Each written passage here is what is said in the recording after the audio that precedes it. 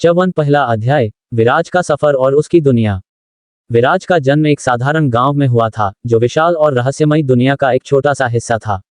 ये दुनिया अद्भुत शक्तियों और महान योद्धाओं से भरी थी, जहां हर इंसान का मूल्य उसकी शक्ति और उसके पावर लेवल से आंका जाता था।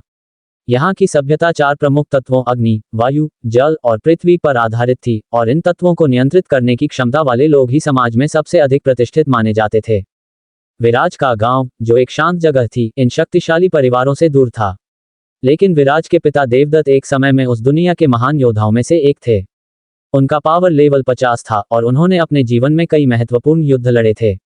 अब उन्होंने अपने बेटे विराज को प्रशिक्षित करने का निर्णय लिया था ताकि वह भी एक शक्तिशाली योद्धा बन सके।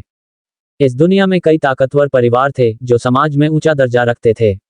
इन परिवारों की ताकत उनके पावर लेवल पर निर्भर करती थी और वे अपने अपने तत्वों में महारथी थे।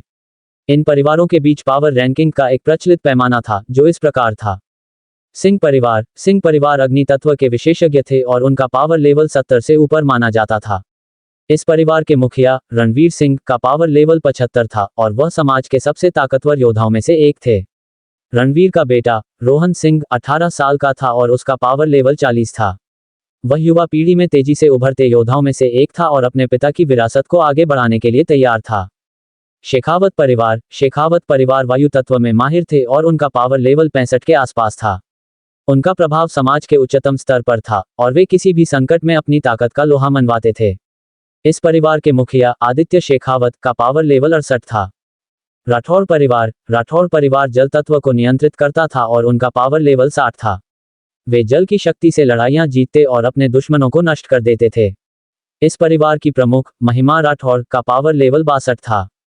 ठाकुर परिवार पृथ्वी तत्व के महारथी थे और उनका पावर लेवल 55 था।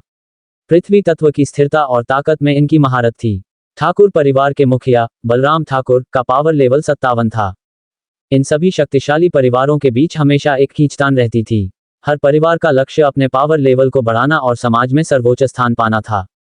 पावर लेवल न केवल किसी की व्यक्तिगत क्षमता का परिचायक था, बल्कि उसका समाज में दर्जा और प्रभाव भी इससे तय होता था। विराज की दुनिया में योद्धाओं का वर्गीकरण उनके पावर लेवल के अनुसार होता था। 0-10 पावर लेवल, ये वर्ग साधारण लोगों का था, जो अपनी जिंदगी साधारण कामकाज में गुजारते थे। 11-30 पावर लेवल, इस स्तर पर वे लोग आते थे जो योद्धा बनने की राह पर थे और ट्रेनिंग ले रहे थे।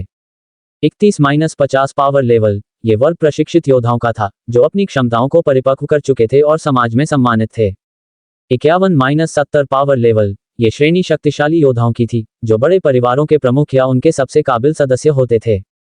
70 जोड़ पावर लेवल, इस स्तर पर केवल कुछ ही लोग पहुंचते थे, जो समाज में सर्वश्रेष्ठ माने जाते थे। विराज का पावर लेवल 12 था और उसे पता था कि उसे लंबा सफर तय करना है। जब वह अग्नि 1 की ओर बढ़ा, तो उसकी मुलाकात ज्योति से हुई। ज्योति 16 साल की एक असाधारण रूप से सुंदर लड़की थी, जिसका पावर लेवल 20 था। उसकी आंखें बादामी थीं और उसकी मुस्कान में एक चुनौतीपूर्ण शरारत थी। उसकी खूबसूरती ऐसी थी जो किसी का भी ध्यान आकर्षित कर लेती थी, लेकिन उसकी असली ताकत उसकी आत्मविश्वास और उसकी क्षमताओं में थी। ज्योति ने विराज का मजाक उड़ाते हुए कहा, तुम तो अभी बहुत कमजोर हो विराज। अगर इसी तरह चले तो तुम कभी इन शक्तिशाली परिवारों के सामने खड़े नहीं हो पाओगे। विराज को उसकी बातों ने आहत किया, लेकिन उसने ठान लिया कि वह अपनी कमजोरियों पर काबू पाएगा और 1 साल में अपनी ताकत दिखाकर ज्योति को गलत साबित करेगा। उसका सफर सिर्फ एक शुरुआत थी, लेकिन उसे पता था कि आगे की राह बहुत कठिन होगी, खासकर जब उसे सिंह परिवार जैसे ताकतवर योद्धाओं का सामना करना होगा। आखिरकार विराज अग्नि 1 पहुंचा, जहां उसका सामना महान योद्धा और गुरु महर्षि वेदांत से हुआ, जिनका पावर लेवल 70 था। महर्षि ने विराज की ताकत को पहचाना और उसे प्रशिक्षित करने के लिए तैयार हो गए। लेकिन महर्षि ने उसे चेतावनी दी, ये रास्ता आसान नहीं है विराज। तुम्हें अपनी आंतरिक और बाहरी ताकत को संतुलित करना सीखना होगा, तभी तुम इस दुनिया के असली योद्धा बन पाओगे। विराज के सामने अब अग्नि का परीक्षण था, जो उसकी असली यात्रा की शुरुआत थी।